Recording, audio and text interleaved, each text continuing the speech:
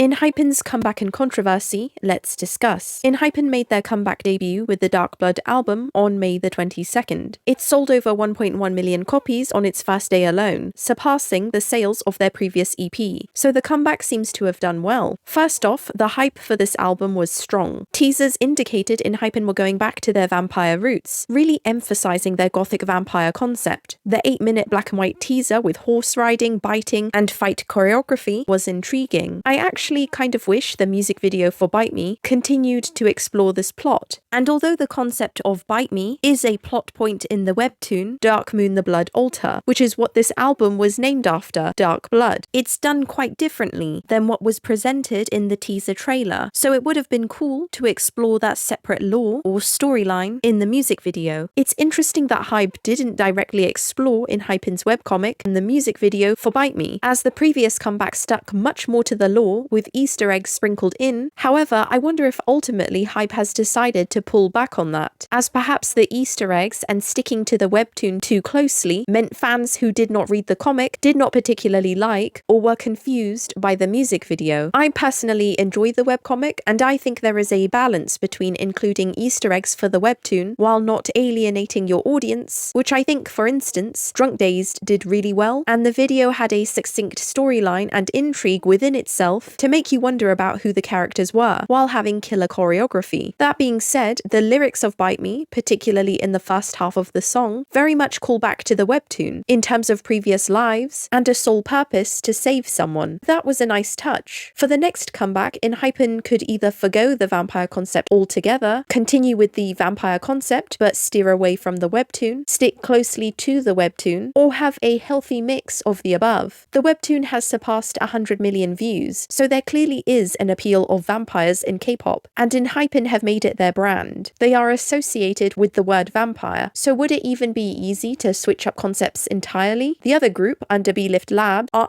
Team, and not only are they included in Enhypen's webtoon as werewolves, but they have their own Dark Moon shared universe, and their comeback also hints that they're sticking with their wolf concept, which is so intrinsically entangled with vampires. In terms of business and perhaps sharing fandoms, Hybe could consider more cameos between Team and Enhypen to feed into this concept and lore, the way Marvel do with their multi-universe. It's an interesting concept that reminds me of XOM and XOK with their superpowers and exoplanet concept. It's a nifty idea, and I'd like to see it used cleverly and creatively in the future. We got a small taste of it with K and EJ in the Drunk Dazed music video, and I enjoyed that. In terms of controversy, Korean fans sent trucks parked outside Hybe in protest over the female dancers included in the Bite Me choreography, and also wrote an open letter stating that it was too early in the group's career to introduce female dance partners, and that it was ruining their image and deterring the group's growth, and that the performance showcase was awkward because of it, and that adding extra dancers made the choreography look messy. International fans, on the other hand, sent trucks in support of the boys' new album, song and choreography instead. This has led to a discourse stating that engines are sexist, and that their dislike of the female dancers is also indicative of their strong dislike for the female lead in Enhypen's webtoon. However, the rebuttal from the protesters is that Enhypen is still a young group, and that the team's average age is 19.6 years old, including members who are still minors, and that it is too early in their careers to perform suggestive choreography with female dancers, with other engines arguing if people would feel the same way if this was a girl group. Although it seems like Hybe is totally ignoring these protesters, but insiders and employees have mentioned what damage protest trucks do to a company and its image, which it works so hard to uphold and maintain, as public protests bring issues into the public, and Belift have tried to use tactics such as misleading thumbnails to try and make it look like the dancers were removed from performances, so they are aware of the issue and do take K-netizens' opinions seriously. It's probably a logistic thing where it's too difficult now to change the choreography, but we'll see if ultimately this choreography gets changed. I wonder if the controversy has affected any ideas of female or male dance partners for other groups under Hybe, like TXT, LE SSERAFIM, and even New Jeans, and if this has made Hybe think twice before doing so, or if the controversy worked in Enhypen's favour. But overall, what did you think of Enhypen's comeback?